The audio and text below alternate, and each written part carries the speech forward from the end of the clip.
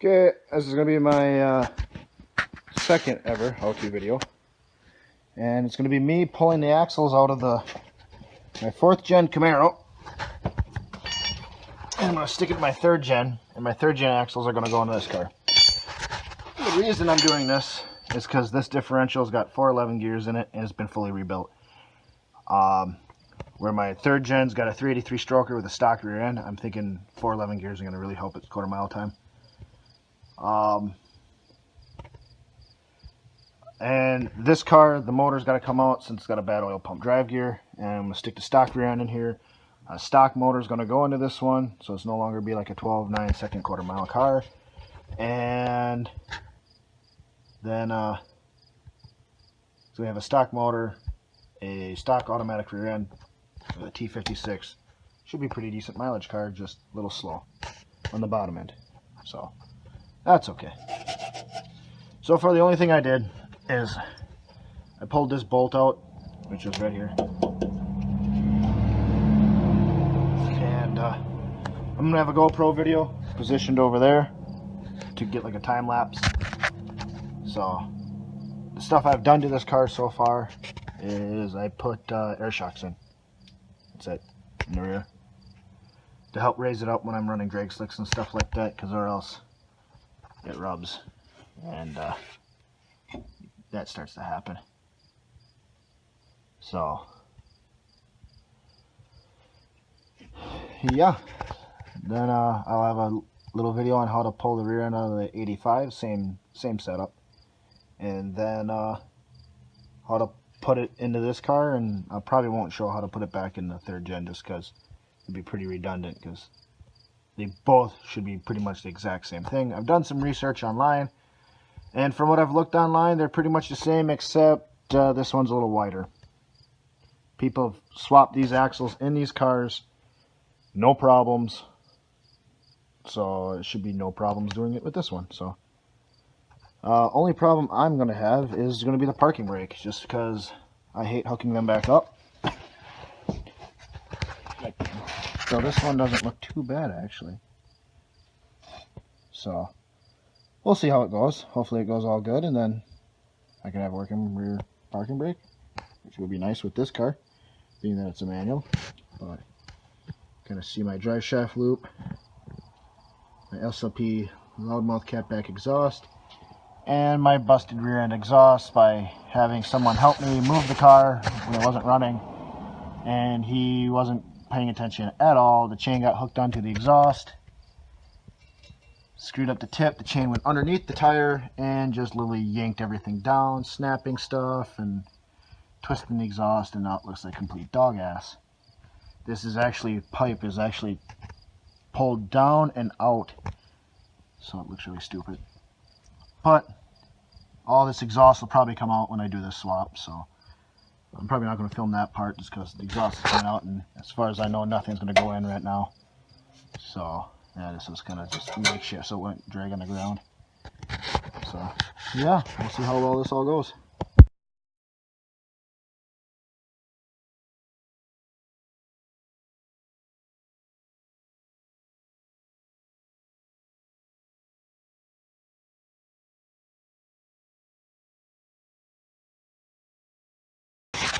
Okay, next thing we're going to do is we're going to undo the brake lines right about here.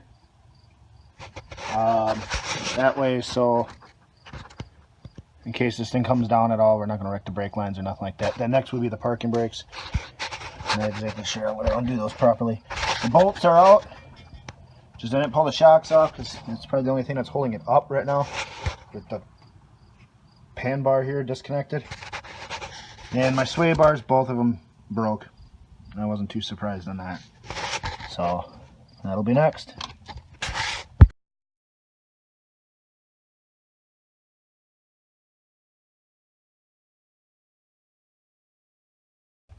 Alright, parking brake ended up being really easy. You get a screwdriver in this hole right here, and you just simply pry back, and then you move the cable forward. Then it's got like 3 little fingers on it. I push this one with a screwdriver, and then I kind of put pressure like down towards that side. And I push this one in, and then you kind of tilt it to both sides, and then the last one comes, and then you just slide her out. Slides out really nice and easy. Actually, I didn't think it was going to be that easy, so I'm going to have working parking brakes when it's all said and done. Which actually will be, well, can't exactly say that. I don't know how the third gen setups looks like yet, so don't know about that, but hopefully it's the same, and then that's no problem. I got a little stand on the bottom to catch brake fluid that's dripping out. Next, we'll work on the drive shaft, getting the drive shaft disconnected, and then the torque arm. I'm probably going to unbolt it from the axle, because in order for me to get it completely out, I'd have to undo my drive shaft loop, which is kind of tucked in there pretty tight, and all sorts of other stuff. So I think it's going to be easier just unbolting it from the rear end. And I might slide it out then afterwards, depending on how things go. And then after that, I should be able to just undo, I don't know if I want to do these bolts or these ones back here. I might, don't know yet. Maybe those, just cause then that way I got some stuff to grab while I'm rolling the axle out. But I'm going to put the tires on before that, so that when I get it down, I have tires on the axle. Because the only thing I think holding out right now is the shocks, these, and the torque arm. Really. I don't know what else would be kind of holding up the axle. Drive shaft wouldn't, but drive shaft has to get disconnected anyway, so. Alright, let's do this.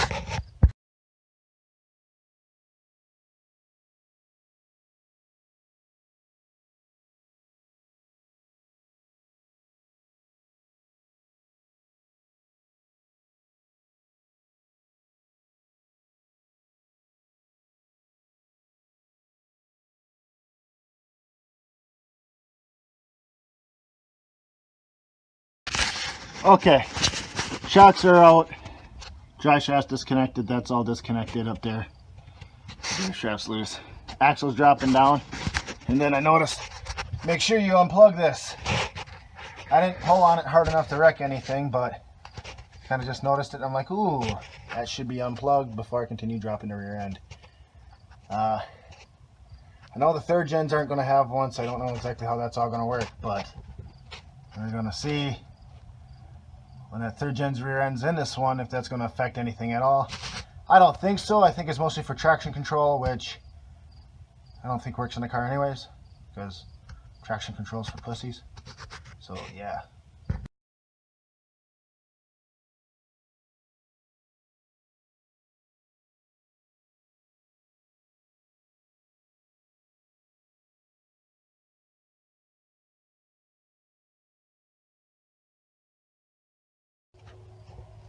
And voila, no more axle. Had to jack it up higher because it was hitting, so had to raise my jack stands up. When you're doing stuff like this, use jack stands. They're really safe. Just like me, once it's already balancing on jack stands, raise one side up a little bit, go to the other side, because when you lift it up, the jack will want to pull it this way, so it'll actually pick up that far side jack stand. Will start tilting in. So just a good thing to watch out for. So when you're jacking up, always pay attention to your far jack stand. Make sure all four corners are still touching the ground. So yeah, she's out. Yay.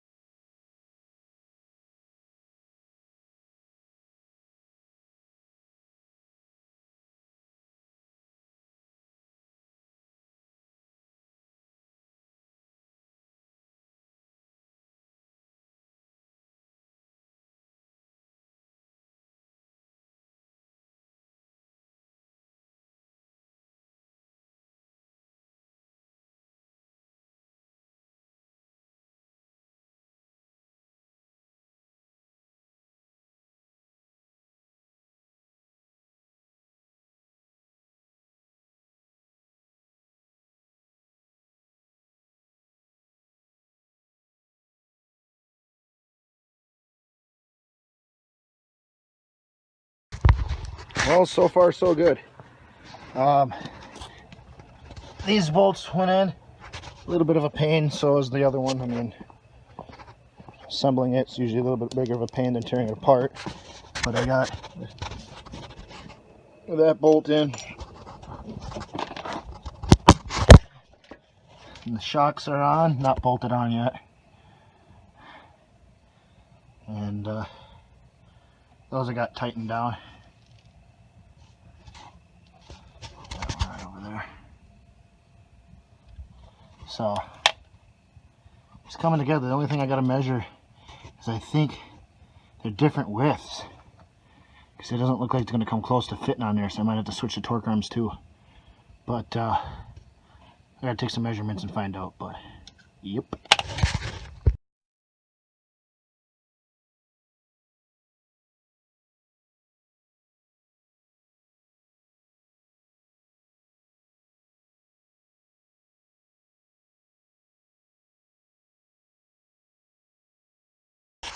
Oh, it's starting to get dark out now, which sucks. Make things a little bit more difficult. But good part is the 4th gen one does, or the 3rd gen does fit the 4th gen rear end. Actually, it's the exact same size. So that's good. Now it's just the bolts and the shocks, the tie rod, the sway bar ends. I got the brakes hooked up. All the bolts are in. Shocks are in their mounts, or the springs. So everything is sitting a-okay. Then we get to take her a spin around the block with some 411 gears. Oh, I got one more drive shaft strap to put on. I got one side and I just got to do the other side. So, all right, let's do this.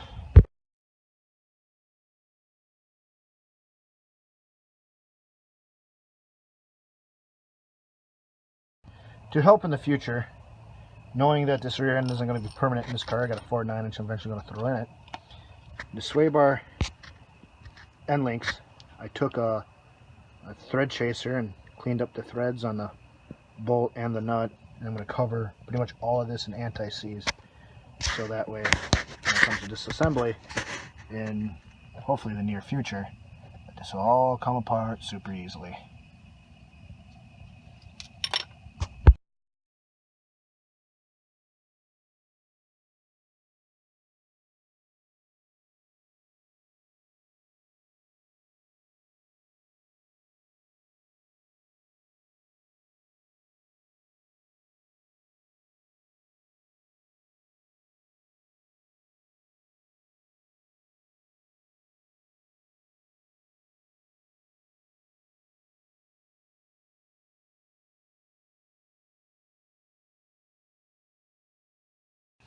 Well, she's down on the ground now. I gotta say, I like this a lot more with these rims. They stick out more, which is nice. There's what's left of the parking brake cable on the car. I ended up cutting it and pulling it out. Being an automatic, I'm never going to use a parking brake anyways. But I can't use the 4th gen parking brake on a 3rd gen car. And I know the 3rd gen parking brake won't work on my 4th gen car. So maybe if I swap the brackets and the discs and the brakes and everything, it probably would work. And I think I got a set of calipers for 4th gen floating around, I do believe. So that might work. But because that other car being a stick, a parking brake is nice. So we're going to take her for a test drive now. Well, here we go.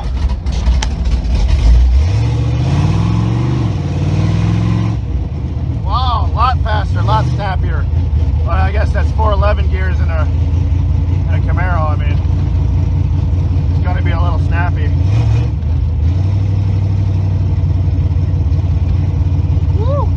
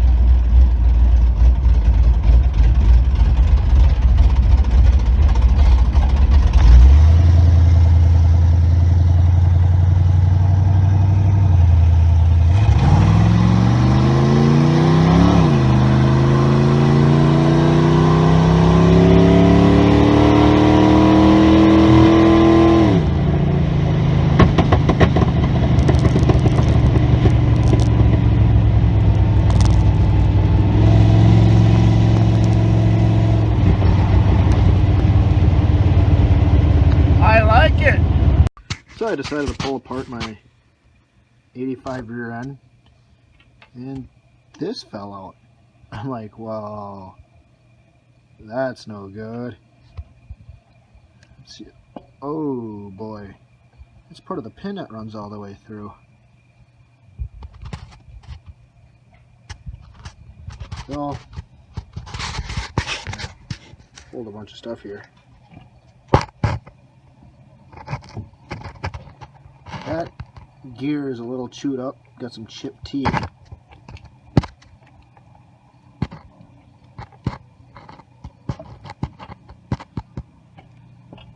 Also notice that pin has a lot of play to it. So that's some 10 bolt problems there. I don't know if that's particularly just 10 bolts, but that's just any rear end in general, but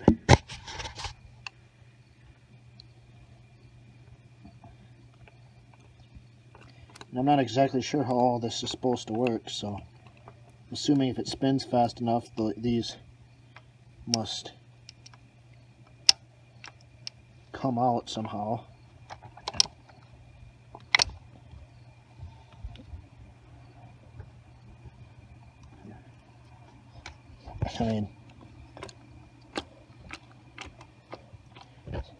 I mean, being a Z28, I mean, pretty sure this is a posi carrier. I mean, I don't know much about rear ends or nothing like that, but I don't know.